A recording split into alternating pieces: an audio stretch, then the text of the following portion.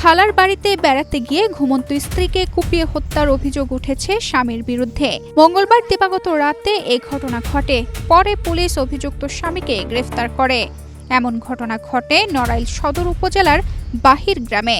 আমার মেয়ে বেড়াতে এসেছিল মামার শ্বশুর বাড়ি, সেইখানে এরকম মার্ডার হয়ে গেছে।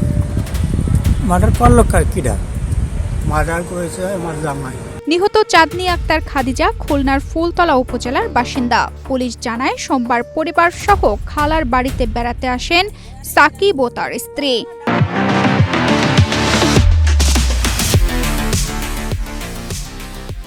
রাত 1:30টার দিকে ঘুমন্ত অবস্থায় স্ত্রীকে বটি দিয়ে কুপিয়ে গুরুতর আহত করেন সাকিব। পরে পরিবারের সদস্যরা তাকে নড়াইল জেলা হাসপাতালে নিয়ে গেলে চিকিৎসক তাকে মৃত ঘোষণা করেন। স্বামী স্ত্রী রাতের বেলা কিনে যে আমরা দেয় বটিতে কোপ দেওয়ার পরে আমরা হাসপাতাল নিয়ে যাই। হাসপাতাল আনার পরে সে মারা গেছে। প্রথমে স্বামীর পরিবার দাবি করেন অসাবধানতাবশত বটির উপর পড়ে আহত হয়ে চাঁদনীর মৃত্যু হয়েছে। তবে ঘটনাস্থলের আলামত ও সাকিবের অসংলগ্ন কথাবার্তা সন্দেহ হলে পুলিশ তাকে জিজ্ঞাসাবাদ করে। এক পর্যায়ে তিনি স্ত্রীকে হত্যার কথা স্বীকার করেন বলে জানিয়েছে পুলিশ। আমরা আজকে রাত 12:30টার দিকে খবর পাই যে এরকম নড়াইল সদর হাসপাতালে একটা এক মহিলা পেশেন্ট আসছে, যার বুকে ছুরির আঘাত আছে। এরপর আমরা হসপিটালে আসি। আসার পরে আমরা তাকে ডাক্তার তাকে মৃত ঘোষণা করে।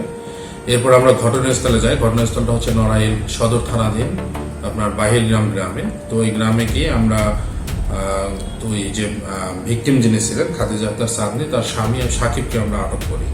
আটক করার পরে স্বামীকে জিজ্ঞাসাবাদ করি। জিজ্ঞাসাবাদের এক পর্যায়ে সে বলে যে হ্যাঁ, সে তার স্ত্রীকে খুন করেছে। নড়াইল সদর থানার ওসি অজয় কুমার কুণ্ডু জানান, পারিবারিক ও দাম্পত্য কলহের জেরে হত্যাকাণ্ড ঘটে থাকতে পারে। মরদেহ ময়নাতদন্তের জন্য মর্গে পাঠানো হয়েছে। আর এই খুন করার পিছনে মূল কারণ হচ্ছে তাদের দাম্পত্য কলহ ছিল।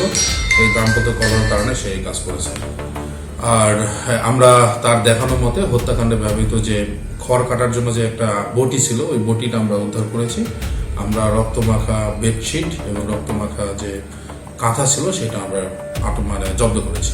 তানজিদা রহমান, ইনায়া, বাংলাদেশ প্রতিদিন।